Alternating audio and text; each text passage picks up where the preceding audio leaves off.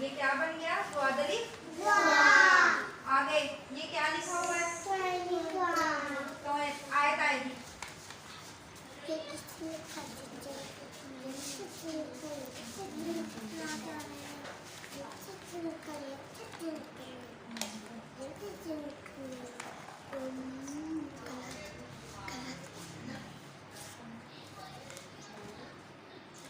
ठीक है, आगे सैनी शायद जल्दी से खबर।